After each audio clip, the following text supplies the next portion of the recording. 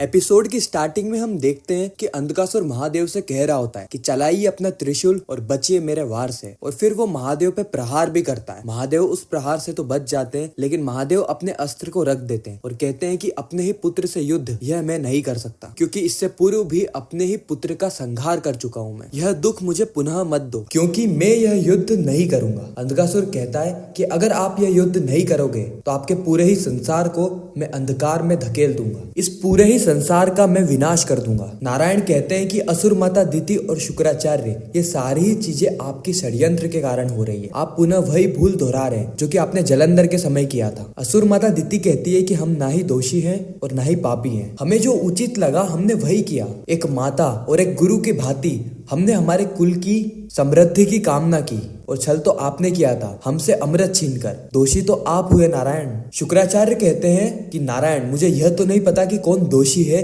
और कौन नहीं, लेकिन असुर माता दिति सच कह रही है। अंधकासुर कहता है कि उठाइए अपना अस्त्र शिव, अगर आप अस्त्र नहीं उठाएंगे तो फिर देखिए अपने पूरे ही संसार का विनाश होते हुए। महादेव कहते हैं कि रुक जाओ पुत्र, इस संसार को विनाश के ओर धकेलने का प्रयास मत करो। अंधकासुर कहता है तो फिर आप अस्त्र उठाइए, लेकिन महादेव अस्त्र नहीं उठाते, जिसके कारण अंधकासुर अपनी शक्तियों से इस पूरे ही संसार में हाहाकार मचाने लगता है, निर्दोषों को मारने लगता है। सभी लोग अंधकासुर को समझाते हैं कि अंधकासुर ऐसा कार्य मत करो, निर्दोषों को दंड मत दो, लेकिन अंधकासुर अपनी बात पे अड़ा हुआ था। वो कहता है कि जब तक महादेव शस्त्र नहीं उठाएंगे तब तक यह अन्याय चलता रहेगा, इस संसार में निर्दोष मरते रहेंगे और शिव भक्तों का अंत होता रहेगा। लेकिन महादेव ये सारी ही चीजें देख के बहुत ज्यादा क्रोधित हो जाते हैं। वो कहते हैं कि अंधकासुर, तुम युद्ध करना चाहते हो ना, तो शिव सहज है युद्ध करने के लिए। और फिर हमें महादेव और अंधकासुर के बीच में एक युद्ध देखने को मिलता है। महादेव जितनी बार भी अंधकासुर पे प्रहार करते हैं, अंधकासुर के शरीर से रक्त बहता है और एक और नया अंधकासुर पैदा हो जाता है, और वह अंधकासुर भी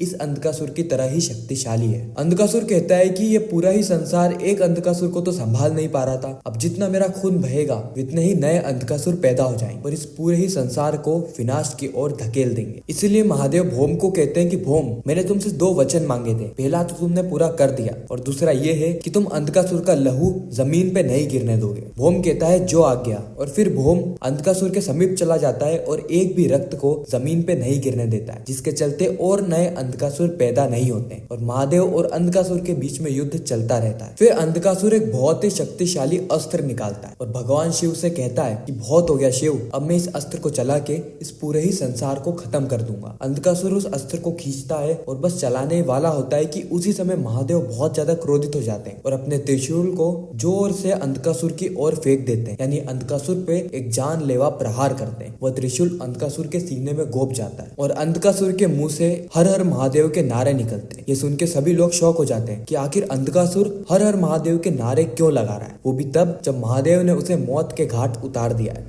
उसके पास बस अपने जीवन के कुछ ही क्षण बचे। फिर अंधकासुर महादेव से कहता है कि महादेव, आपको क्या लगा जब मुझे सच पता चला तो क्या मैं भौम की तरह उत्साहित नहीं हुआ? मैं बहुत ज्यादा उत्साहित हुआ और मैं उसी समय आपकी सिद्धि में भी आने वाला था। लेकिन मुझे यह पता है कि जिन भी लोगों की आंखों पे मैंने पट्टी बांधी, उनकी आंखों से कभी भी पट्टियां नहीं खुलेगी। उनको प्रकाश में लाने का सिर्फ एक ही मार्ग है, जो कि है मेरी मृत्यु।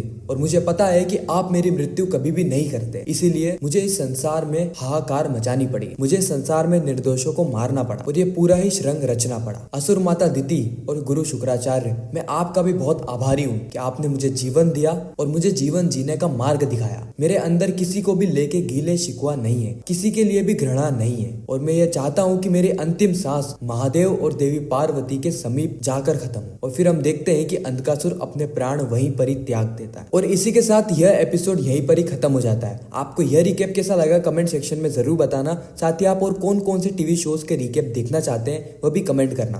तो मिलते हैं किसी नेक्स्ट इंटरेस्टिंग वीडियो में, जब तक के लिए गुड बाय।